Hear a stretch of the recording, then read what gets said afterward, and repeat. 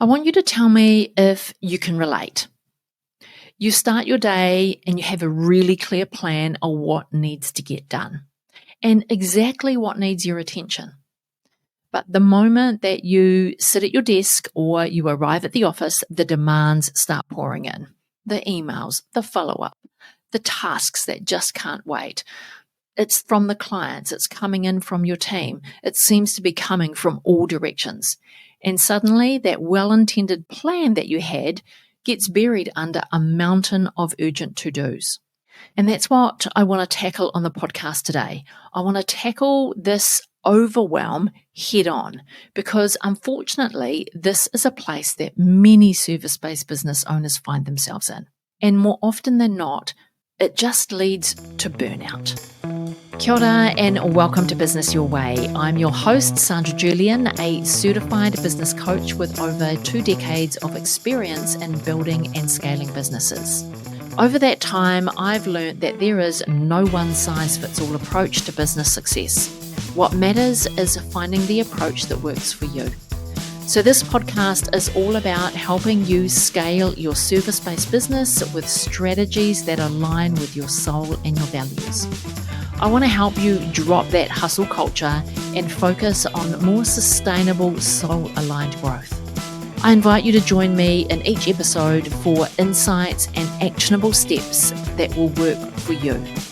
Let's make your business feel right for you in a way that truly fits with your life and the life that you want to live. Alrighty, let's get in and tackle this overwhelm head on, because if you're a service-based business owner, you've probably felt that pressure, that feeling of knowing exactly what you want to accomplish in a day and constantly getting sidetracked by the urgent demands. It feels like you're being pushed and pulled in all directions.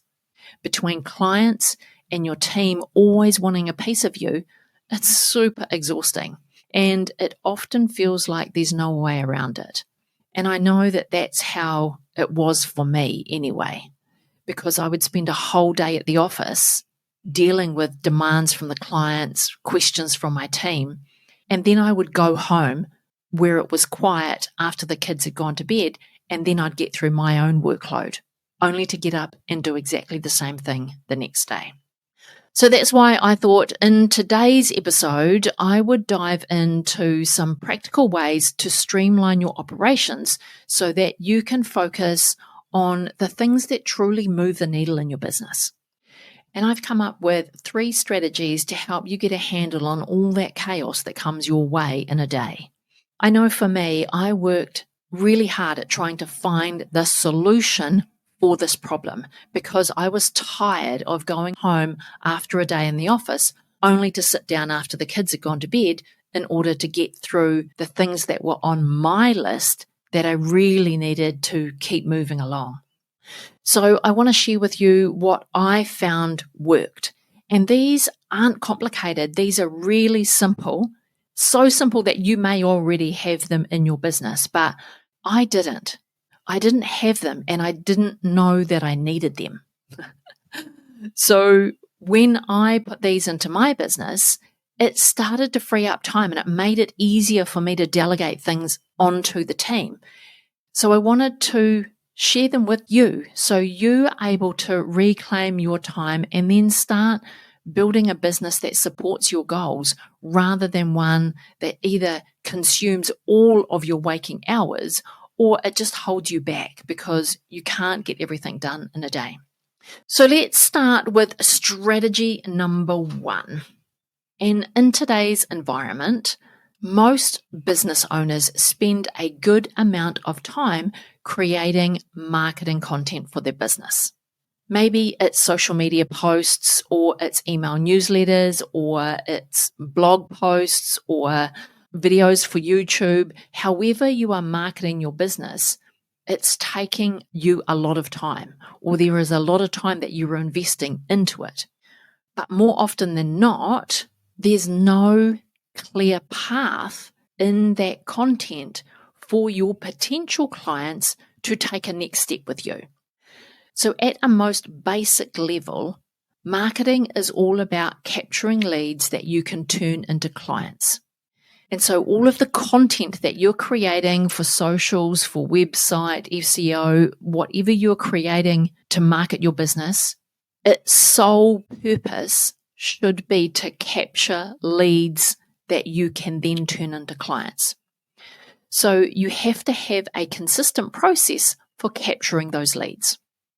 And this looks like a simple call to action on all of your marketing material. So all of that content that you are creating, whether it's your blog post, whether it's a social media post, whether it is a conversation at a networking event, wherever you are marketing your business, you want to make sure that you include a clear call to action. And it can be really simple.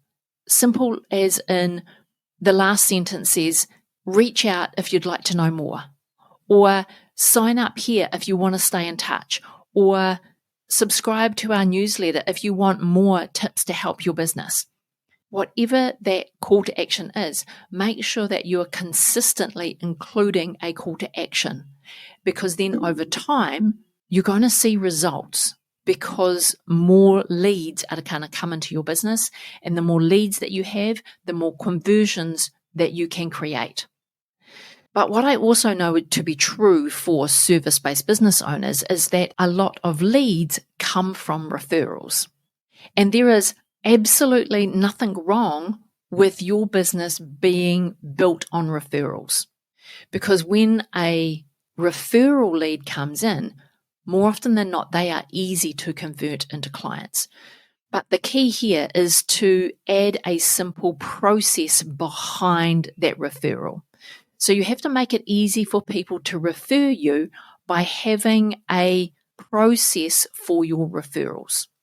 So you can encourage clients to refer people your way. And when you do that, you need to give your current clients a 3-step process or a 2-step process or a process for them to refer clients your way. And that way, you're not leaving those referrals to chance. You're giving your existing clients the exact steps for them to refer someone to you. And then your client is like, great, now I know that the person I'm referring is going to be looked after because this is how the process is. So be sure to put a process in place for your referrals. And then you want to make sure that all of your leads, whether they're coming from your calls to action or from that referral, all of your leads need to be collected in one space. So have one tool to collect all of your leads. And this might be a dedicated CRM or even a simple spreadsheet.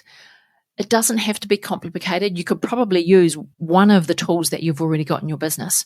For me, I was using Monday.com because we used that tool as our project management tool. And so it used to manage all of our client projects, all of our internal projects, and a whole range of other things. But I used it to collect all of our leads. And so Monday.com allowed us to have multiple forms. So a different form for referrals, a different form for interest for working with us, a different form to subscribe to our newsletter, a different form for whatever we needed it for, right? However we were collecting our leads, and we had multiple ways. But they all came in to Monday.com. And then we could easily track where they came from. Had they been followed up with? What was the next step in the process from taking them from a lead into a client? So make sure that you have a tool for capturing all of your leads.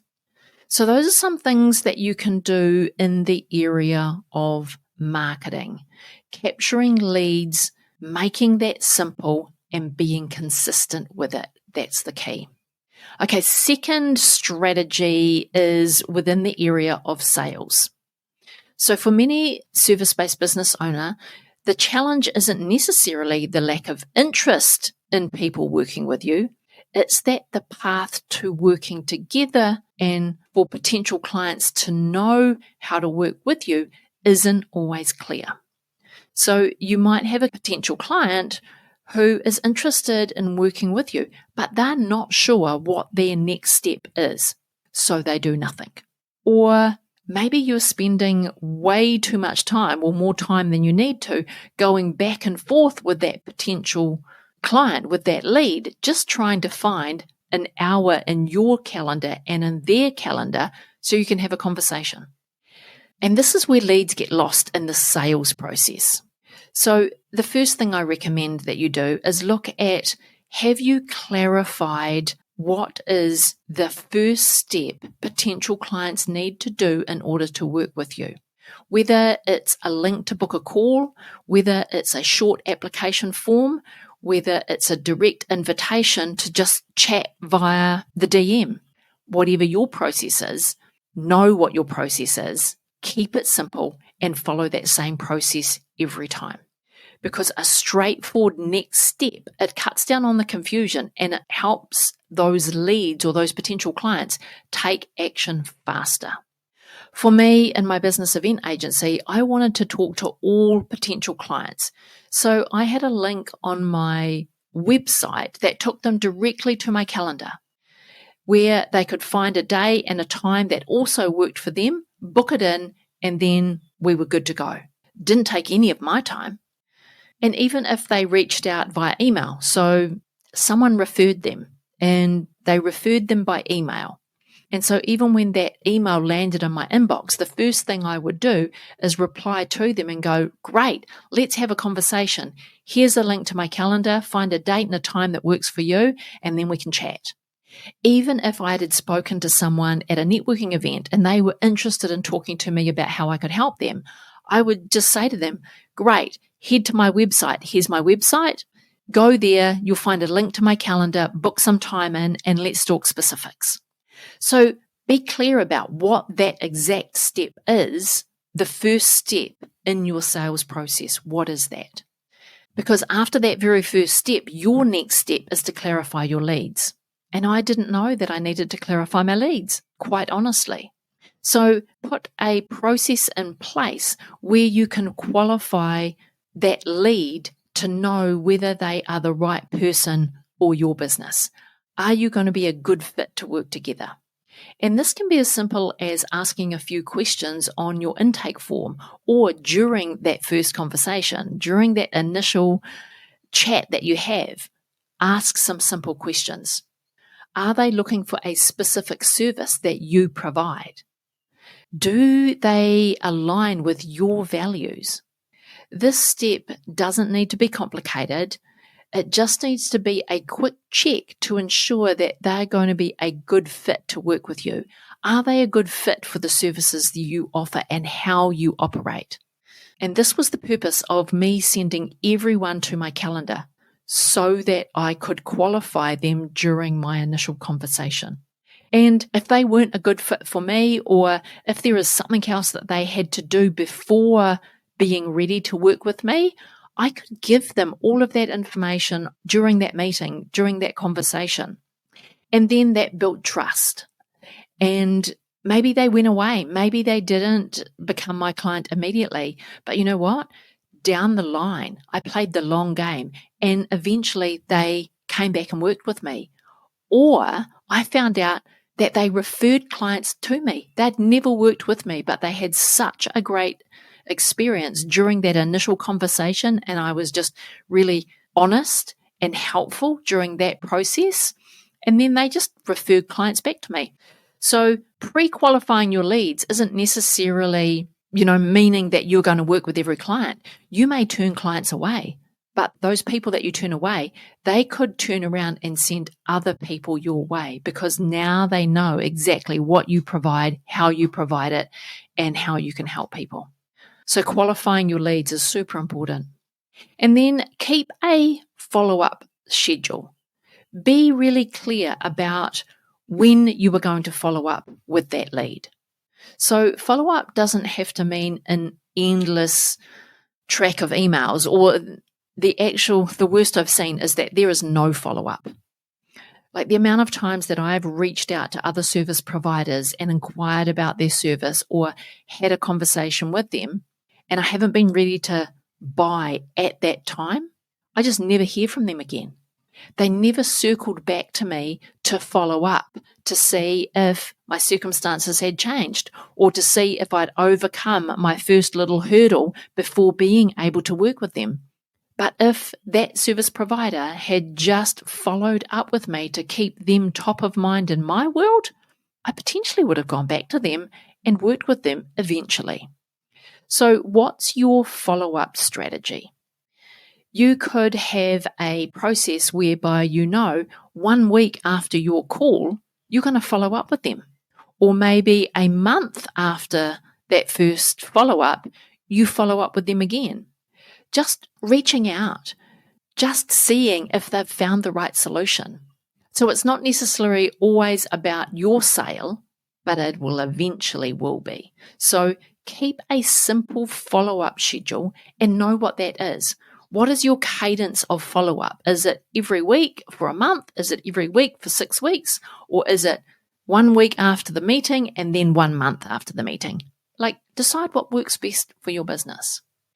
Alrighty, finally, let's talk about delivery. This is our third strategy, right? So once your new client has signed on the dotted line and said yes to working with you, delivering on your promises consistently is what turns clients into raving fans. It's those clients that will refer you to other people without even thinking about it. And those are the clients that we want to create. But you have to make this process sustainable. You have to be consistent with this process. And it helps to have a few basic steps in place in order to keep things organized and ensure that a great experience is had by all of your clients every time. Because you want your team to do the delivery. You don't want to have to be involved in the delivery aspect of your business all the time. You want to be hands off in some areas. So there's about 3 things that I'm going to share with you today that you can do to just improve this area of your business. So set up a standard onboarding process for your clients. This is the best way to start the relationship with clarity. Create a simple checklist or a template to welcome a new client into your business. You want to set the expectations and lay out clearly what the next steps are, because when you fail to do that, they'll make some assumptions on their expectation from you, and their expectation and what you do can be completely different. So your onboarding process doesn't have to be complicated.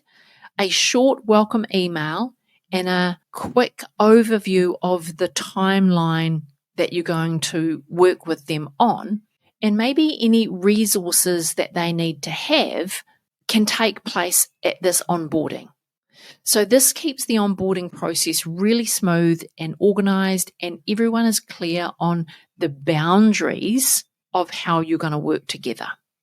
And then after your onboarding process, you want to set up regular check-ins. So you want to keep in touch with that client throughout your delivery process.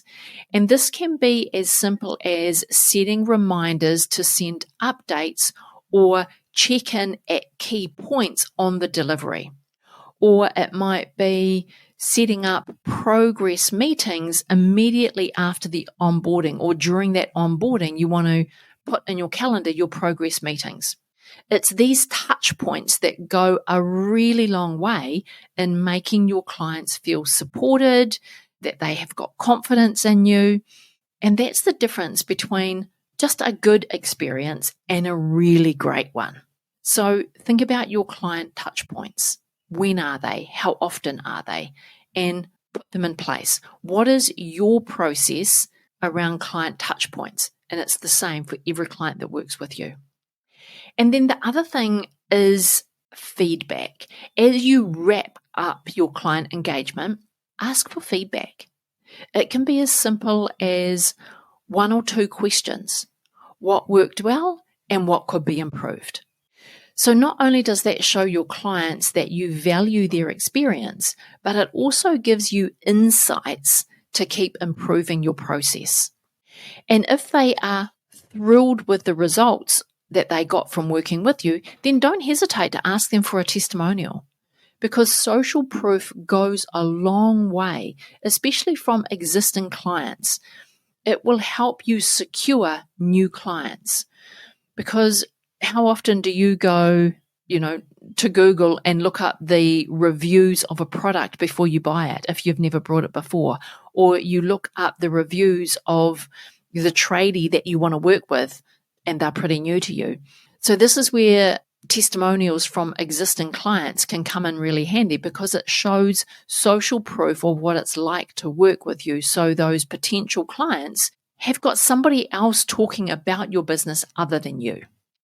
So it's when you simplify and add consistency to these areas of your business, in your marketing by having clear call to action and what's the next step for people to work with you, in your sales by having a clear process of what your sales steps are and how a client will work with you, and then some really consistent steps with your delivery, especially in that onboarding phase. And when you put these things into place, you're not just making your business easier to run, you're creating a process that feels manageable and effective so that you can delegate these tasks to your team. Then your team are clear on the expectations, they're clear on the process, and they're not going to come back to you and have questions every 5 minutes. So when you do this gives you back your time and your energy so that you can focus on the more strategic things in your business. And quite honestly, you don't need to have everything perfect from day one. So start small, build your systems one step at a time. And then before you know it, you'll feel the difference in both your workload and your business growth. Because you've put these things in place, you're able to delegate out to the team. Because the clients and your leads are clear in what the next steps are for them, it reduces the time needed by you. But if you are kind of struggling, or there's still overwhelm there that is like, oh my gosh, I don't know where to start. I don't know the first point. I know that I need all of these things, but where do I start? Do I start with delivery? Do I start with sales? Do I start with marketing? Like, it all still feels really overwhelming. Well, that's where my business growth snapshot comes into play, right? If you want to get my eyes on your business so I can give you that clear path of next steps in order to put these systems into place so that you can remove that feeling of push-pull and all of the demands on you as the business owner. With the business growth snapshot, I take a close look at your marketing, your sales, and your operations, and then I can show you exactly where your growth opportunities are, and I can give you a clear, actionable plan so that you can start making improvements in your business and just follow the plan. So to get your hands on a business growth snapshot, go over to sandrajulian.co/snapshot. Once you go there, there will be all the instructions of what's involved. So it doesn't require you to find some time in your calendar. You literally purchase the business growth snapshot for just $97. You send me all of your information. I've got a form for you to do that. I'll take a look at your whole business, record a video, and send it back to you. Then you can just go through that video, listen to my recommendations, and start implementing them. I've also put that link in the show notes, so head there, click the link, go get your business growth snapshot and start making these small improvements today. Alrighty, my friend, thank you so much for joining me today. But before you go, if you found this episode helpful, be sure to hit that subscribe button wherever you are listening to this podcast so that you don't miss future episodes. I would also really appreciate, wherever you are listening, if you could leave a review or rate the show. Your reviews actually help others discover the show, and I would love to read your review and be able to give you a shout out. Until next time, my friend, keep building your business your way.